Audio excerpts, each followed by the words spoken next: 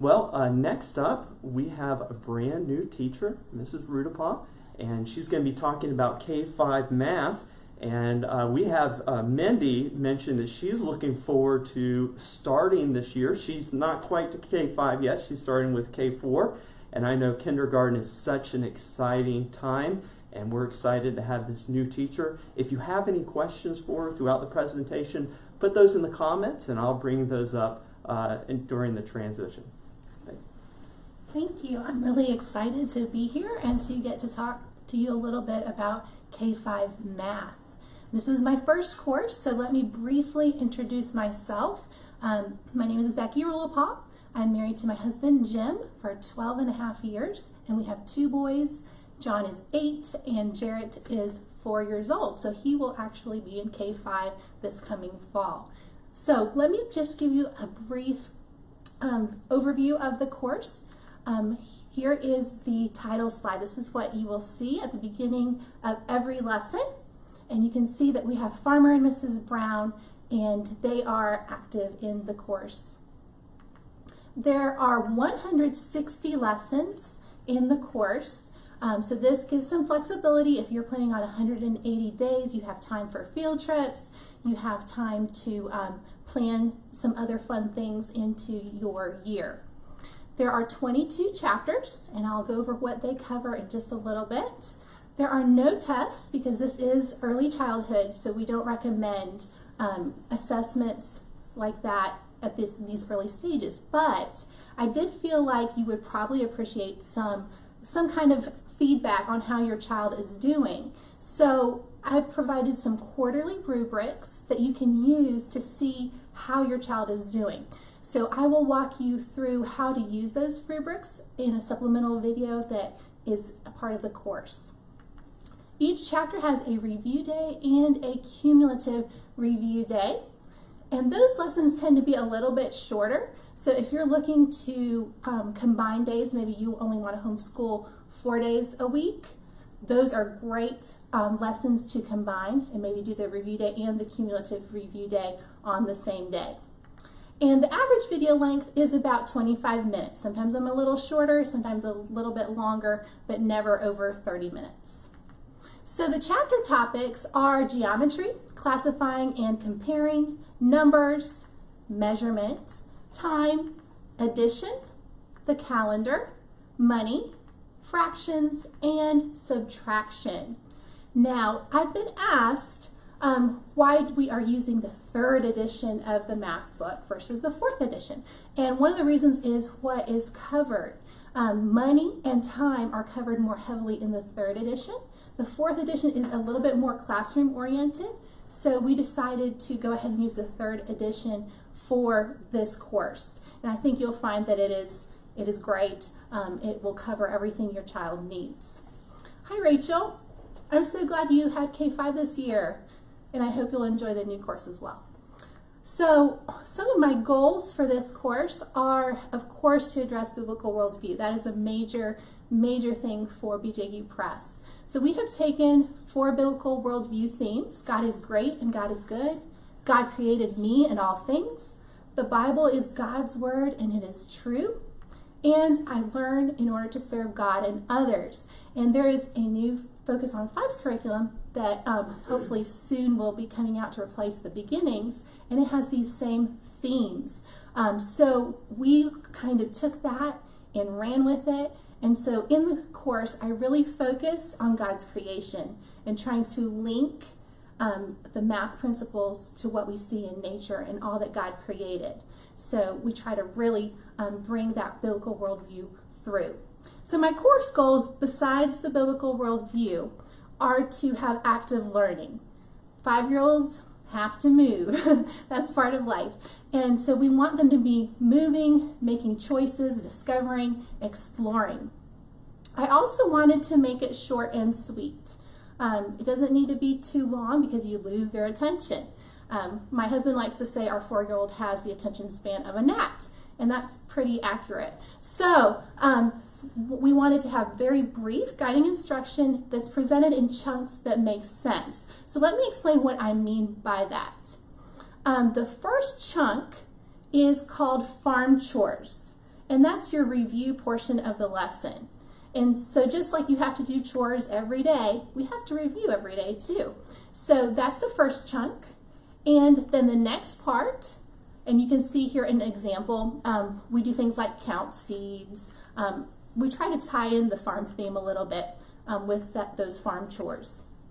The next chunk is called learning and growing.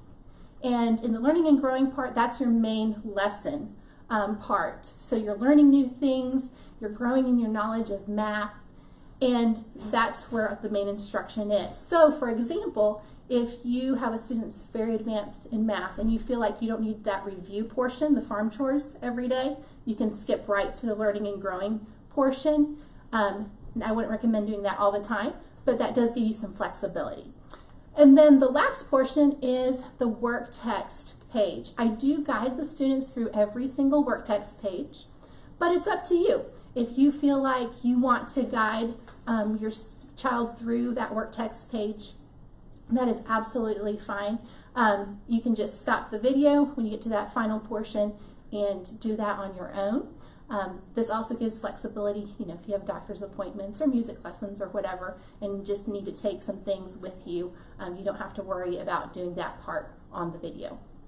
So, back to the course goals. Making the student think is a big one. We want them to be able to apply what they're learning.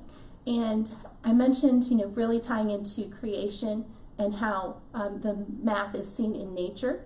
And children really connect with the outdoors. And so this was a very natural way to make that connection. We want them to start problem solving, even this young. We want them to be thinking through things, not just memorizing answers. And we want them to get that fluency, though, that they do need. So the math facts, we are going to start memorizing math facts a little bit, getting a start there. And of course, we want to build on and review concepts. I want the course to be visually appealing, so hopefully it'll look fun and be fun. But we also want that authentic context. So hopefully your student will feel at home as they are doing the course. And the set design also is tied into what you would expect from most of our distance learning courses. It's a location style that fits right with what you will see in other courses. And this leads into the Fun on the Farm segment. The purpose of this segment is to introduce the chapter content. So in this segment, we will learn all about the K-5 math characters and their activities on the farm. And as part of those characters, we have Farmer Brown, we have Mrs. Brown, and Cheddar. And Cheddar's a little bit mischievous. You will enjoy the things that Cheddar gets into. So we'll have those to start off each chapter. And then we'll also have a chapter review that's a little bit special. So on those chapter review days, we'll get to visit Cheddar's Corner. And Cheddar's Corner is just, the purpose is to review the chapter content. And Cheddar does it in fun and very creative ways. So you'll see something that looks like this. And then we have a new Cheddar puppet for this course. And he is really cute and cuddly. And as you can see, he loves cheese, and cheese are almost always a part of our reviews. Besides the Cheddar's Corner, we did incorporate some Journey Forth books. So you might have some of these already in your home, and the purpose was to reinforce and enrich math concepts through the concepts that are presented in the books. Oh, hi Melissa. I'm so glad you're starting kindergarten. And so if we have Farmer Diller paints his barn, we have Farmer Dillo counts his chickens, Farmer Dillo shapes things up, Rosa la Osa, which brings in some Spanish, and I'm a little partial because I grew up in Spain, so we do have some counting in Spanish in that book. And then Nantucket Cats is all about time and how the cats do different things at different times. That's a lot of fun. So here's what they look like. The Farmer Dillo books are at the top, and then Rosa la Osa is peeking around the window there, and then Nantucket Cats. And then we have the Math Spot. And the Math Spot is a segment series that shows peers doing math. And I thought that was really important that the students connect with other kids that are doing the things that I'm asking them to do. So that also encourages them to go ahead and do those activities. And the math spot, we had a bunch of different students that came in, and they helped do the different activities. And in this picture, you can see they're having a picnic. But if you look from the overhead view, you can see that they are studying fractions. And so they're doing different activities with fractions. In another one, they were working with measurement. And this fella happens to be my son, John, my oldest. He loved helping out. He thought that was great, that he was going to be famous, so it was really great. And then Farming with Grandpa was our last series. And its purpose was to connect the textbook's farm theme by showing math concepts that connect with everyday life. And this was probably my favorite if I had to choose one.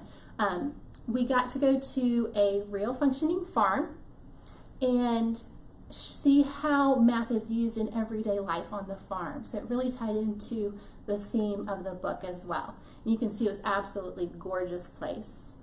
And here you can see an example of how we tied in the math. So here the children were collecting sticks. They had 0 in the bucket.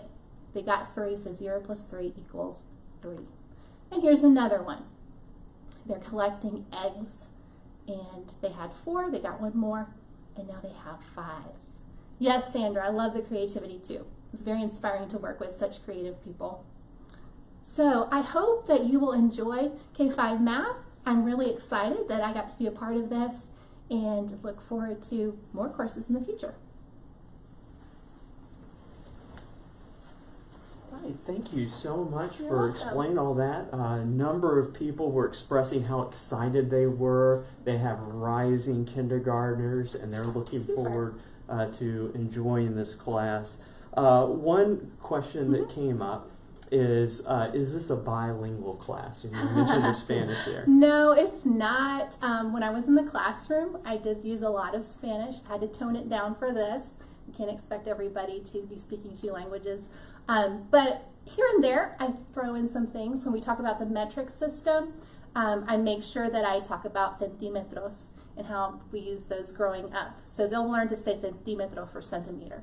So a little bit, but I couldn't overdo it. So it's more of just kind of exposing them to Spanish Yes. and not Yes. full throttle there. Exactly. Very good, excellent. A question that might come up is, what if somebody has a 4-year-old and they're already counting? Would this be a course that they could go ahead and start this year? Yeah, definitely. If you feel like your child is, has that interest in math and is really starting to get that number sense going, it's very introductory. So I would say absolutely you could go ahead and start. My youngest tends to be that way. He's 4.